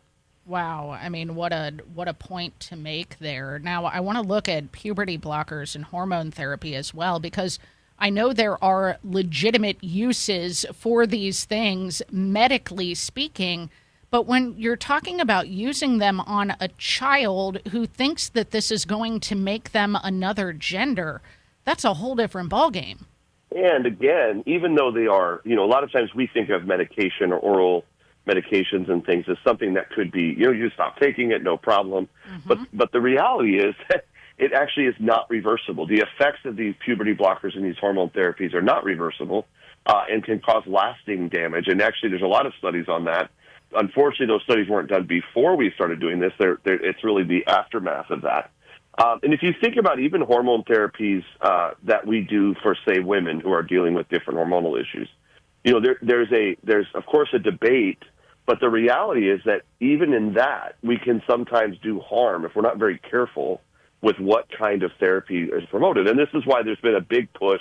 Many of the Catholic physicians around the country that we work with and many other doctors, not just Catholic, this big push towards bioidentical hormone therapy, right? This bioidentical progesterone, all of these things. It's a very important and very delicate balance you have to strike in altering someone's hormones. And unfortunately, what it seems is that these hormones and puberty blockers and things have been done in a very aggressive form. Many times they are not bioidentical, they're synthetic, and it's causing a lot of damage to these young people. For sure. And of course, I know Solidarity Health Share does not share in the expenses of any kind of so-called gender-affirming care. If listeners are interested in checking out what you have to offer at Solidarity Health Share, how do they find you? Yeah, please visit us at solidarityhealthshare.org, solidarityhealthshare.org. Give us a call at 844-313-4999, and our team will be happy to help you make a decision. And you can find Solidarity Health Share linked at sonrisemorningshow.com in the show notes for today. And don't forget to click that subscribe button so you can get all that information in your inbox. And if you happen to be a Catholic business owner who might want to get the word out about your business, I'd encourage you to consider underwriting the Sunrise Morning Show. If you email our underwriting director, you can get all the information about that. It's Leah, L-E-A-H, Leah, at sacredheartradio.com. We'd love to have you on board. 1:30 now on the Sunrise Morning Show. It's time for news. President Trump is dispatching his envoys to the Middle East in an effort to seal his hostage release deal. U.S. and Arab officials told the Wall Street Journal on Saturday that Trump envoys Steve Witkoff and Jared Kushner will be in Egypt in the coming days to try to put finishing touches on his 20-point proposal to end the war in Gaza. Secretary of State Marco Rubio has said the freeing of the hostages is the top priority when it comes to ending the war in Gaza. Mark Mayfield has more. BC's This Week, Rubio said the hostage release has to happen very quickly in order for the rest of the peace deal to gain momentum. His comments come as President Trump is sending special envoys to the Middle East to try and seal his hostage release deal. Both Israel and Hamas have indicated support for the proposal, but with conditions that still need to be negotiated. I'm Mark Mayfield. Pope Leo is again calling on world leaders to commit to a peace deal in Gaza. During his Angelus address yesterday, the Holy Father said he continues to be saddened by the immense suffering of the Palestinian people in Gaza. He said, quote, "In recent hours in the dramatic situation in the Middle East, some significant steps forward have been taken in peace negotiations, which I hope will achieve the desired results as soon as possible." He said, "I ask all those in positions of responsibility to commit themselves to this path to bring about a ceasefire and to release the hostages. At the same time," he said, "I urge everyone to remain united in prayer so that the ongoing efforts may put an end to the war and lead us towards a just and lasting peace." End quote. Pope Leo has signed his first apostolic exhortation as Pope. The Holy See has not given any details about the text itself. That will be released during a press conference on Thursday. The exhortation is entitled De Lexi Te. He signed it on Saturday morning, the feast of St. Francis of Assisi. The Holy Father celebrated Mass yesterday for the Jubilee of the Missions and Migrants, and in his homily encouraged the faithful to rekindle our missionary vocation to bring the joy and consolation of the gospel to everyone. From Vatican Radio, Thaddeus Jones reports. Tutta la Chiesa è missionaria ed è urgente Pope recalled how the entire church is missionary, and it's urgent that we go forth and preach the gospel to all. And it's especially important to reach our brothers and sisters in the world's peripheries, where war, injustice, and suffering are often widespread. But hearing and experiencing the hope of the gospel can offer consolation and help strengthen faith. The gospel hope of salvation and new life that springs from faith can transform lives, he said, making us living instruments of the salvation that even today God wishes to bring about in the world. Salvation, he said, can be fulfilled when we go out of ourselves and care for others who are suffering, and in so doing bring God's love to the world. Pope Leo went on to say how a new missionary age is upon us, as the frontiers are no longer necessarily tied to geography or departing for distant lands, because poverty, suffering, and the desire for a greater hope have made their way to us. He said we see this in the reality of our migrant brothers and sisters and the tragedy of their fleeing violence, suffering, and fear of not succeeding in perilous sea journeys, and their cry of sorrow and desperation. Pope stressed, brothers and sisters, those boats which hope to catch sight of a safe port, and those eyes filled with anguish and hope seeking to reach the shore, cannot and must not find the coldness of indifference or the stigma of discrimination. The Pope also pointed out how mission is also about remaining, proclaiming and manifesting Christ through hospitality and welcome, compassion, and solidarity, welcoming them as brothers and sisters and being for them a presence of consolation and hope. The Pope concluded by describing two necessary tasks: promoting a renewed missionary cooperation among the churches and appreciating the beauty and importance of missionary vocations. I'm Thaddeus Jones.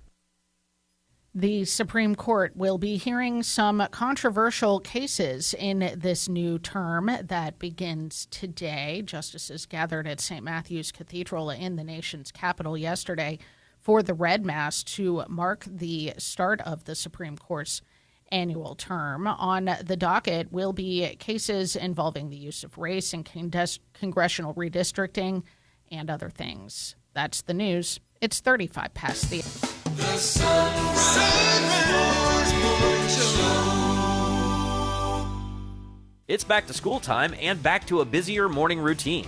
If you're going to need some help to get going, get yourself a few bags of Mystic Monk coffee. And when you go to the Mystic Monk site through the link you find at sunrisemorningshow.com, you'll give us a boost with a commission on your purchase. While you're at our site, pick up a Sunrise Morning Show mug or travel mug and perhaps a water bottle for your student. All available in our online store. Find our store and link to Mystic Monk Coffee at sonrisemorningshow.com. Business owners are starting to think outside the box to find new customers.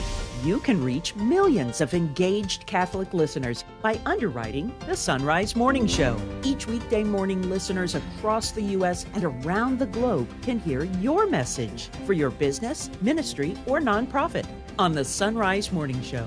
To find out how it works, email me, Leah at sacredheartradio.com. That's Leah at sacredheartradio.com. I am Bishop Roger Foys of the Diocese of Covington with a reading from the Imitation of Christ. If only I could find you alone, O Lord, and tell you all that is in my heart. Then I could enjoy you as much as my soul desires. Then you only would speak to me and I to you, as a lover does to a beloved, or a friend to a good friend. This is my one desire and what I pray for, to be entirely united to you, and to withdraw my heart from all created things, that by Holy Communion and the frequent offering of Mass, I may learn ever to delight in the eternal things of heaven. Dear Lord, when shall I be completely one with you, and entirely forgetful of myself? You in me, and I in you. I am Bishop Roger Foys of the Diocese of Covington for Sacred Heart Radio.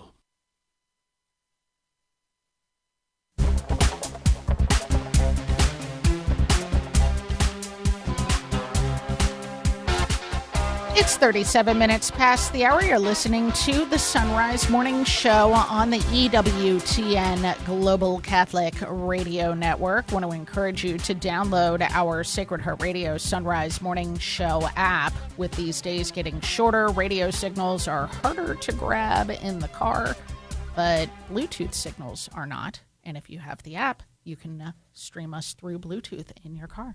sonrisemorningshow.com. Happy to welcome back to the Sunrise Morning Show Dr. Timothy O'Malley. He's with the McGrath Institute for Church Life at the University of Notre Dame. He is author of the book A Fierce and Tender Love, 7 Meditations on Mary, Mother of God, from Ave Maria Press. Good morning, Dr. O'Malley. Welcome back. Good morning. Thanks so much for having me on. Thank you for joining us. So how do you see a rekindling of Marian devotion as being key to a renewal in the church? Yeah, some years ago, I was, I guess 2 years ago now, was in Krakow, Poland. We brought a group to sort of think about a renewal of preaching, the proclamation of the Kerygma, and we really wanted to study, secularization, what it looks like in a place that was once very Catholic, but is, in fact, experiencing secularization today. I think I was shocked by sort of 2 moments here, was while thinking that, it needed to be about structural change or some sort of further study. It was like 2 moments. One was a visit to Our Lady of Częstochowa in Poland, and the other was this sort of extraordinary encounter with this medieval statue known as the Beautiful Madonna in this museum, holding so tenderly her son, Jesus. And I think through it all, what I came to recognize is that the church's great temptation is bureaucracy, structure, that seems to be our focus of renewal. And yet we need something like a sort of revolution of tenderness, this turn to, the love of a mother and her son, that I think is at the heart of the incarnation and heart of what it means to be the church. So take us through the book a little bit. How do you reflect on the Mother of God and her love of her Son and his church with an eye toward evangelization and renewal? Well, every moment of Mary's life is tied up with her Son. So, when we contemplate Mary, we're always contemplating Jesus. And even when we look at Jesus, in essence, we look at Mary. So I look at these sort of really key moments in the life of the Blessed Virgin, which are always linked to Christ, right? So the Immaculate Conception, where she is made prepared to receive in her womb the Son of God. The Nativity, Our Lady of Sorrows, right, as she stands at the foot of the cross, even Mary as Mother of the Church. But each of these moments of Mary provide a kind of meditation that, in fact, brings us into closer union with her Son. And so they're intended as kind of thoughtful meditations that invite you into the life of Mary, and yet in meeting Mary, you also meet Jesus. Yeah. Now, most of these major events in the life of Mary are actually mysteries of the Rosary, are they not? And we are in the month of October, which is dedicated to the Holy Rosary. Do you think that the Rosary could help contribute to this renewal? Yeah, the sort of last chapter of the book hints at this, right? I mean, I think the challenge for Catholics, and it was one that St. John Paul II knew, is that the Rosary can easily become a kind of servile prayer. We just sort of say the words, but we really do need to meditate upon the mysteries. And so, each of these mysteries is a kind of storehouse for the imagination, I think. It brings us into the Scriptures, makes them alive and living, and allows us to sort of experience them. So yes, I mean, I think the Rosary is, as the last chapter of the book notes, it's kind of the logical outcome of having contemplated the life of Mary. You want to contemplate the life of Mary and Christ all the more through the rest of their days. Well, people who read this book, Dr. O'Malley, are likely more like you and me in that we are hoping and praying and working for a renewal in the church. These are the kind of people that are going to be walking through a Catholic bookstore and come across your book and see this beautiful picture of Mary on the cover and want to pick it up and read it. Not necessarily the people who need to experience that rekindling of love, so to speak, right? So how would you encourage the faithful to share these lessons with those who still need to rekindle that love or be set aflame with love for Christ? Yeah, I mean, I think in some sense the Marian imagery is attractive to people who might otherwise not be all that interested. I mean, I think about how present, for example, creches or nativity sets are, right, and how interesting they are. We've hosted various nativity sets, in fact, from the University of Dayton before on our campus, and the number of compliments and interest we receive in those nativity sets is extraordinary, even from persons who might not be sort of religiously engaged. And so there is something about Mary, the materiality of it all.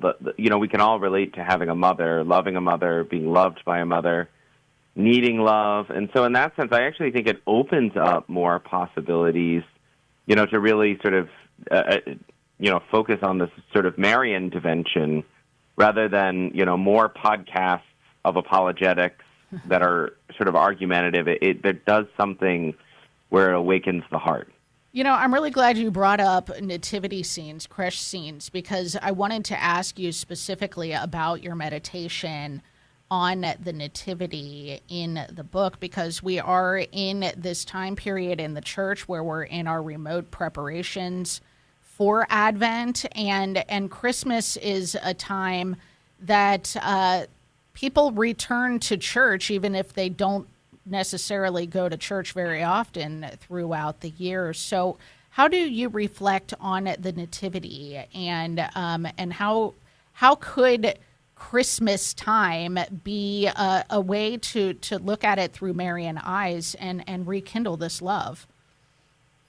Yeah, I've always delighted in the fact that people so much love, the nativity, and they show up for Christmas, even if it's the holdover of a certain sort of Catholic culture, nonetheless, they're there. And they're there because there is something that everybody from the 1 years of age to 99 can understand about the absolute sort of joy, gift, delight that God became human and this little baby. And, in that sense, I think our parishes in particular, right, need to focus upon the gift of that exchange, of that joy, of that delight. That's how I handle it, right? Here the Mother of God holds in her hands, God himself. Mm-hmm. But this holding is one of a tender gaze. It's a precarious and a vulnerable gaze, right? Because born in a precarious setting. And yet she holds here the Son of God and delights in him. And so we can sort of imagine ourselves in Mary's place looking at the Son. We can put ourselves into that situation. And I think, the preaching really needs to play this up. I think even preaching for children on the Feast of Christmas needs to play up that exchange, not just retell the story or make it some sort of romanticized event, but that there really is this exchange of love. God became human. Everything has changed. Now being a 1-year-old or a 7-year-old, 75-year-old is changed because of this fact. Yeah. We can gaze at the same tender love that Mary has upon Christ. Amen to that. We've been talking to Dr. Timothy O'Malley with the McGrath Institute for Church Life at the University of Notre Dame about his book, A Fierce and Tender Love, 7 Meditations on Mary, Mother of God. You can find it linked in our show notes for today at sonrisemorningshow.com. Dr. O'Malley, really appreciate your thoughts this morning. Thank you so much. Yeah, thanks for having me on. You bet. All right, it is 14 till now on the Sunrise Morning Show, and Stephanie Mann joins us next. Support for the Sunrise Morning Show is from Central Fabricators. In business since 1946, Central Fabricators provides engineering and consulting services and the highest level of craftsmanship in building custom equipment for the chemical, distillery, pharmaceutical, brewery, food, paper, and water treatment industries, all while staying in strict accordance with all ASME, API, and UL codes. Find out more online at centralfabricators.com. That's centralfabricators.com. Support for the Sunrise Morning Show is from Lord Teach Me to Pray. For over 500 years, the church-honored spiritual exercises of St. Ignatius of Loyola have formed many saints. This treasured way of personal prayer with God is now available to you for free. Order your free training manual at LordTeachMeToPray.com and bring Ignatian prayer to others. Lord Teach Me to Pray is approved by the USCCB. Order now or support the mission at LordTeachMeToPray.com. Waking up with Mystic Monk coffee is definitely a better way to start your day. Not only are you getting a great cup of coffee, but your purchase helps support the life of the Carmelite monks of Wyoming. And your purchase can also help our work. All you need to do is go first to sonrisemorningshow.com. When you click the Mystic Monk link on the side of the page, we earn a commission. Support the monks and support the Sunrise Morning Show. Click the Mystic Monk link at sonrisemorningshow.com. That's sonrisemorningshow.com. This is Jim Pinto, Director of EWTN Media Missionaries. EWTN's mission is to spread the eternal word and to teach others that Jesus Christ is the way, the truth, and the life. You can help EWTN share the good news by becoming a media missionary. Visit EWTNmissionaries.com today and join us in sharing the eternal word with the world. I'm Deacon Harold Burke-Sivers. Join me for Beacon of Truth today at 4 p.m. Eastern. On the next Beacon of Truth, stopping the bleeding of leaving and Soulful Psalm 119. Now back to the Sunrise Morning Show. 12 till, here's Anna with headlines. President Trump is dispatching envoys to the Middle East in an effort to seal his hostage release deal and bring about a ceasefire between Israel and Hamas. Pope Leo, during his Angelus address yesterday, renewed his call for world leaders to commit to a peace deal in Gaza, and the Holy Father on Saturday signed his first apostolic exhortation entitled Dilexi Te, which will be released during a press conference on Thursday. News at the top and bottom of each hour every weekday morning here on the Sunrise Morning Show. I'm Matt Swaim, and to Wichita we go to meet with Stephanie Mann. She is the author of Supremacy and Survival, How Catholics Endured the English Reformation. She's got a blog of the same name where she digs up all kinds of great quotes and excerpts from English Catholic history. Good morning, Stephanie. Good morning, Matt. We are coming up on John Henry Newman's feast day, and this is sort of an interesting thing. When he was canonized, and actually really once everything got set for him in the sainthood process, you know, a lot of saints, their feast day is the day they died. It's like their birthday into heaven, so that's kind of why it's their feast day. Mm-hmm. Not so with Newman, right? Right, because he died on the date of a feast of a great saint. I mean, you can't really move St. Clare of Assisi, or you don't want to put him in with St. Clare of Assisi because he'll never be celebrated. So they chose the date of his conversion, of his coming into the one true fold of Christ, as he called it. And you know that I know about this, but every time you read about it, you learn something new. And this time I read William Ward's biography, looked at it on the Newman reader.org site, and realized the date, I mean, Newman was moving toward conversion, but this date was an accident.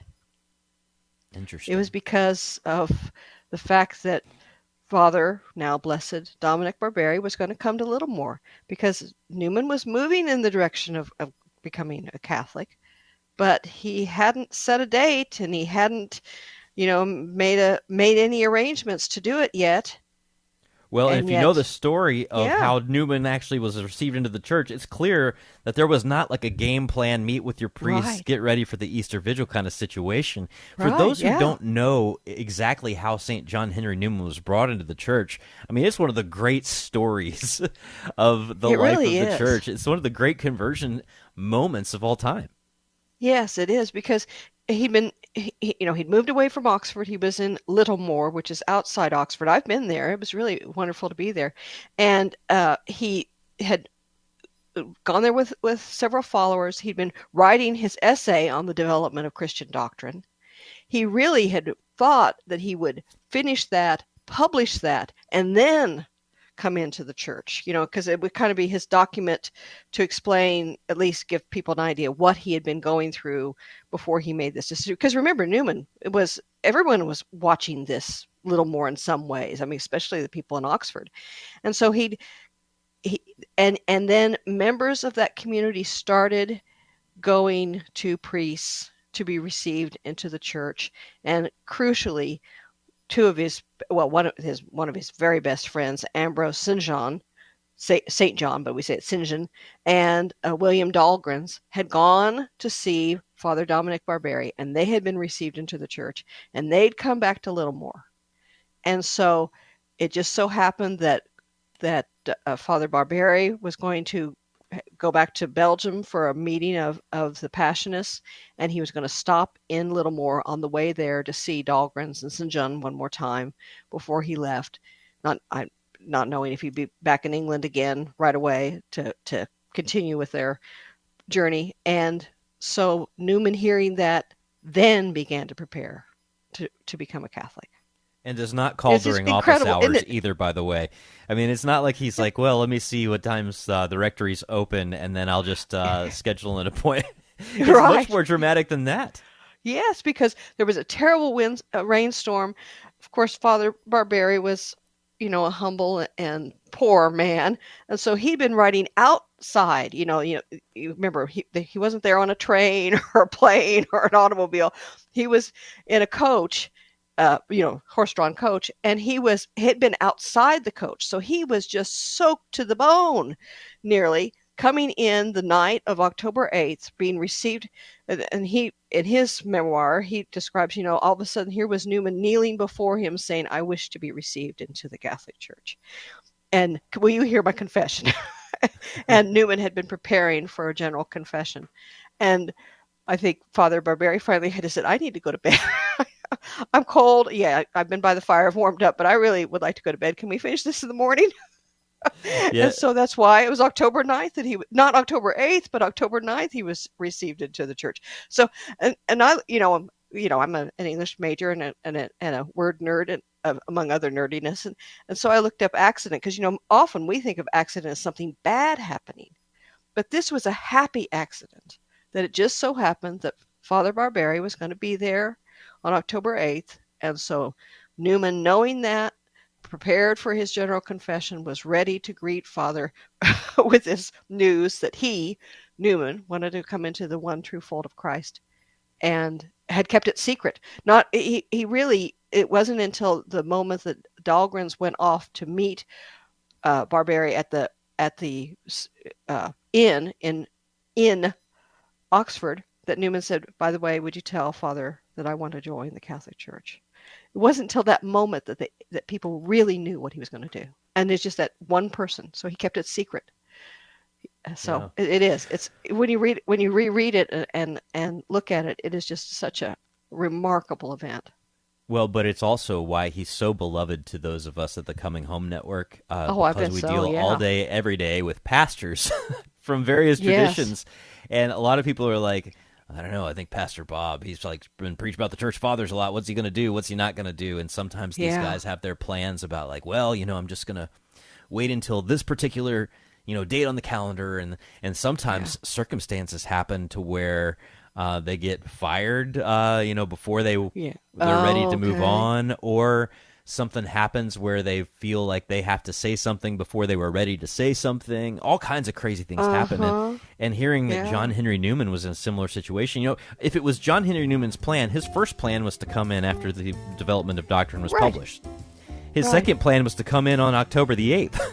Yes. And both of those plans got blown up by God and by the church. Yes. And yet he was brought in God's timing. And that's, I think, one of the many things that endears so many of us to Newman, that he had his way, but God had his.